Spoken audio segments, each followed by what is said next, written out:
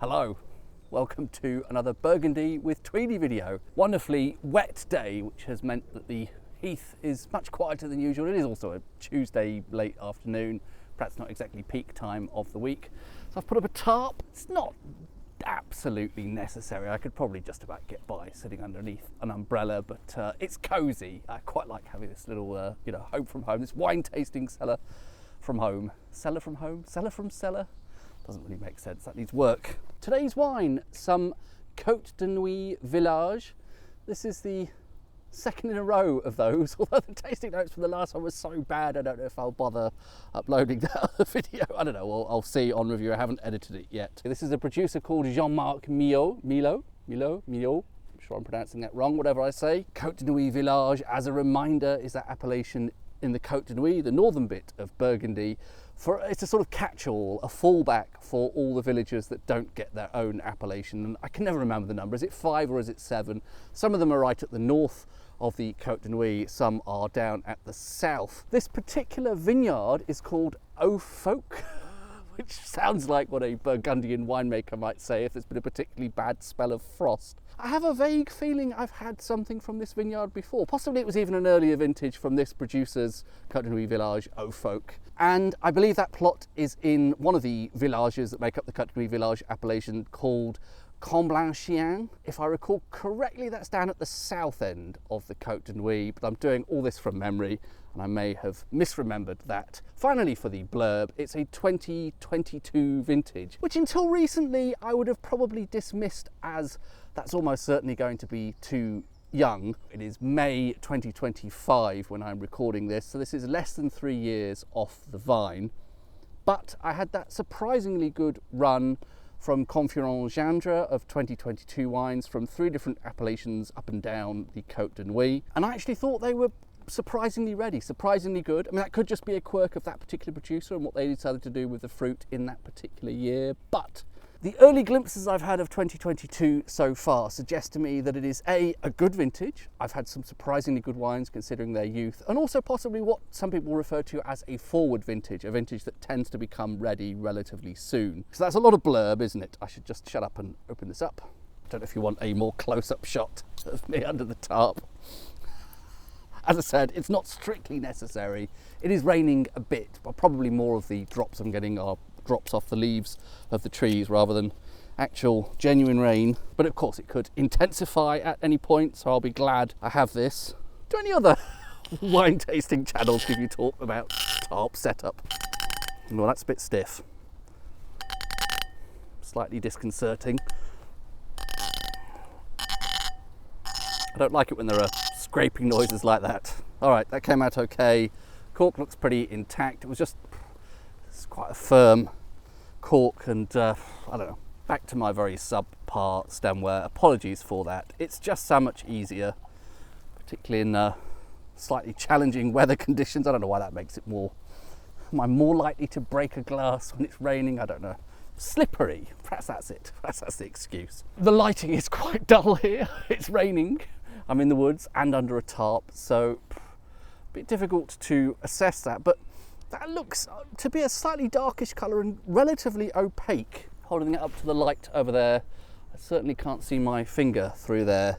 So that's a darkish and opaque-ish sort of colour to that wine. Before any swirling, met with a nice, bold, fruity nose. Not immediately sure how to characterise that fruit. I would say that's at first nosing somewhere in between berry fruit and cherry. Not so obviously one or the other, but it is nice. Maybe there's a hint of plum about that as well, sort of red or darkish plums. And there is a richness to that. I might already be getting a slight hint of spice and something a bit woody as well, I think. A little bit of a swirl. The fruit's coming to life a little bit more there. Again, something slightly woody and almost something ever so slightly smoky or charred. Barbecue briquettes, charcoal briquettes for a barbecue. Very subtle. I'm not saying this smells, like it's burnt. But there is a sort of slight whiff of something slightly grilled, slightly charred in amongst that. But quite a nice fruit character.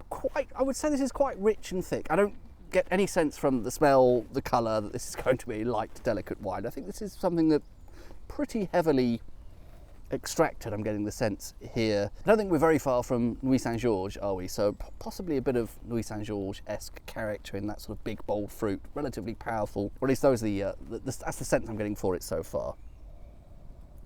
Okay.